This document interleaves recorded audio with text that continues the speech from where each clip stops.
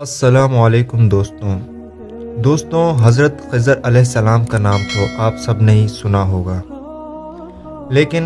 اب تک ہم میں سے کافی لوگ ایسے ہیں جنہیں صحیح اندازہ نہیں کہ حضرت خضر علیہ السلام ولی تھے یا نبی، یا پھر انہوں نے سچ میں آب حیات کا لطف اٹھایا تھا اور وہ قیامت تک زندہ رہنے والے انسان ہیں یا نہیں، یا کیا وہ ابھی بھی اس دنیا میں موجود ہیں یا اس دنیا سے جا چکے ہیں۔ آج بھی لوگوں کے دلوں میں یہ سوال پیدا ہوتے ہیں۔ دوستوں، ان سوالوں کا خلاصہ اور اس بات کی حقیقت کو جاننے کے لیے ہمارے ساتھ جڑے رہیں اور اس ویڈیو کو آخر تک دیکھیں۔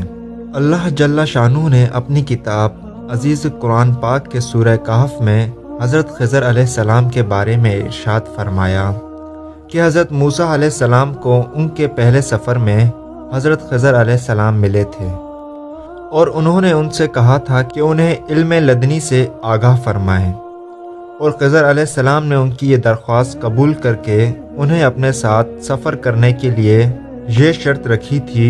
کہ حضرت خضر علیہ السلام جو کچھ بھی کریں، موسیٰ علیہ السلام ان سے اس کے بارے میں نہ کوئی سوال کریں نہ انہیں ٹوکیں، اور اس کے بعد یہ بھی کہا تھا کہ وہ در حقیقت صبر نہیں کر سکیں گے، لیکن جب حضرت موسیٰ علیہ السلام نے ان کی پہلی شرط قبول کر کے ان سے وعدہ کیا کہ وہ ہر بات کو دیکھ کر صبر کریں گے اور کسی حیرت و اضطراب کا مظاہرہ نہیں کریں گے، تو خضر علیہ السلام نے اس سفر میں موسیٰ علیہ السلام کو اپنے ساتھ چلنے کی اجازت دے دی تھی۔ خضر اور موسیٰ علیہ السلام کا یہ قصہ تورات میں بھی کافی صراحت کے ساتھ آیا ہے۔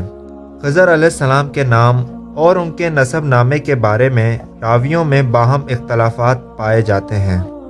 بعض لوگ کہتے ہیں کہ وہ آدم علیہ السلام کے بیٹے اور قابیل کے بھائی تھے،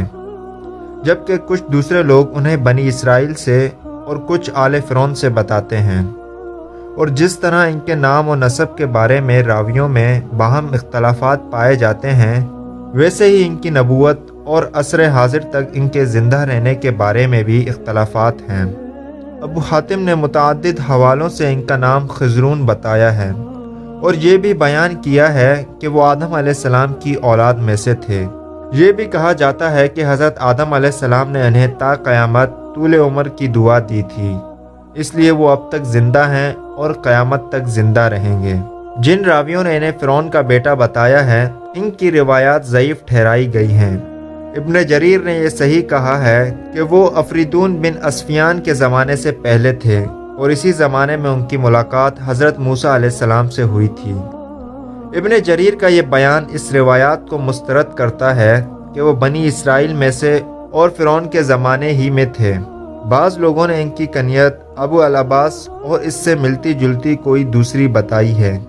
لیکن ظاہر ہے کہ ان کا لقب خضر ان سب پر حاوی ہے۔ ان کے نام خضر کی وجہ تسمیہ بخاری نے متعدد حوالوں کے ذریعے بتائی ہے کہ آن حضرت صلی اللہ علیہ وسلم نے فرمایا کہ خضر جس سفید چٹائی پر بیٹھتے تھے وہ ان کے عقب میں سبز رنگ کی طرح چمکتی تھی، اس لیے ان کا نام خضر پڑ گیا۔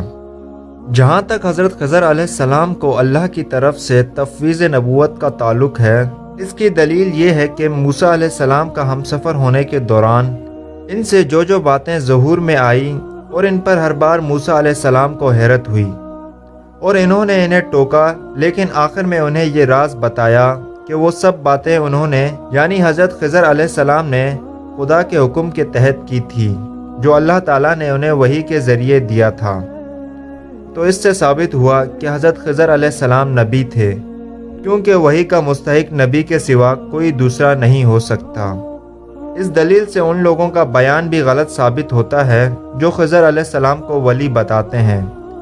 کیونکہ نبوت اور ولایت بیک وقت ایک جگہ جمع نہیں ہوتی، اور نہ ہی اللہ تعالیٰ وحی کے ذریعے ولیوں کو کوئی حکم دیتا ہے۔ اگرچہ خضر علیہ السلام موسیٰ علیہ السلام کے ہم عصر تھے، لیکن ان کا زمانہ نبوت موسیٰ سے پہلے کا تھا، کیونکہ ان کے بعد یوشع اور عیسیٰ علیہ السلام کے علاوہ بنی اسرائیل میں آن حضرت صلی اللہ علیہ وسلم کا زمانہ مبارک تک کوئی نبی نہیں ہوا۔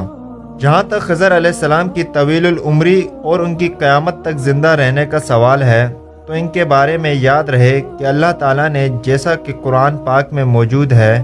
کہ تمام انبیاء اور رسل سے عہد لیا تھا کہ ان کے بعد جو نبی سب سے آخر میں مبعوث ہوگا ان پر اس کی اتباع لازم ہوگی۔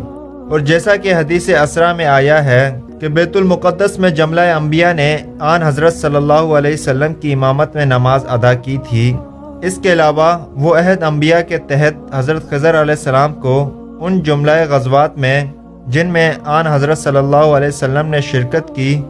خصوصاً غزوہ بدر میں، اگر وہ اس وقت زندہ تھے تو شرکت کرنا اور آپ کی مدد کرنا چاہیے تھی، لیکن کسی حدیث یا روایت سے یہ ثابت نہیں ہوتا کہ وہ ان غزوات میں آپ کی طرف سے شریک تھے۔ اس کے علاوہ ایک حدیث نبوی ہے کہ جس پر تمام معتبر اور مستند راوی متفق ہیں کہ آن حضرت صلی اللہ علیہ وسلم نے فرمایا کہ آپ کے زمانے میں روئے زمین پر کسی انسان نے 100 سال سے زیادہ عمر نہیں پائی۔ اس سے ثابت ہوا کہ آپ کے زمانے تک خضر علیہ السلام بقید حیات نہیں تھے۔